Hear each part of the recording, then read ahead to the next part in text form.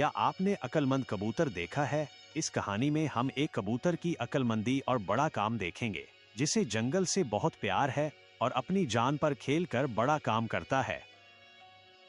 एक दफा एक खूबसूरत कबूतर जंगल से फल लाता है और अपने नन्हे बच्चों को खिलाता है।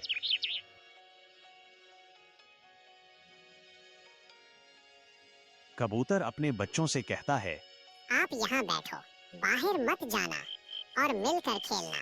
मैं जंगल के तमाम दरख्तों को पानी डालकर आता हूँ, क्योंकि वो हमें फल, घनी छांव और ऑक्सीजन देते हैं और हम जिंदा रहते हैं।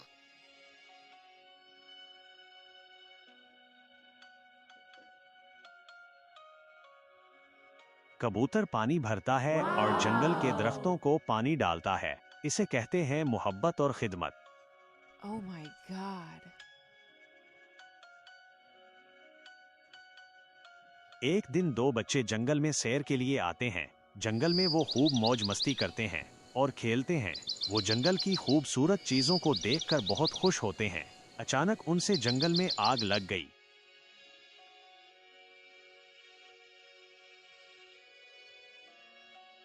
वो डरकर जंगल से भाग जाते हैं।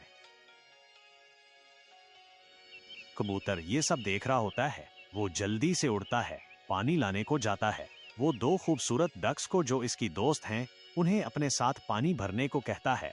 वो मिलकर पानी भरते हैं और पानी भरकर लाते हैं और आग पर डालते हैं।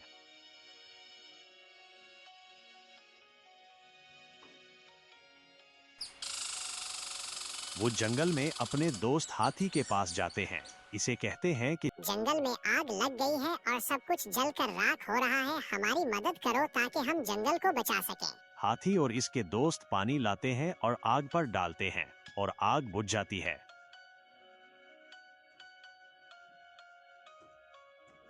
वो बहुत खुश होते हैं और हाथी का शुक्रिया अदा करते हैं। इस तरह वो जंगल को जलने से बचा लेते हैं। कबूतर की अक्लमंदी और मोहब्बत ने जंगल को जलने से बचा लिया। हमेशा जहां रहो उसका ख्याल रखो।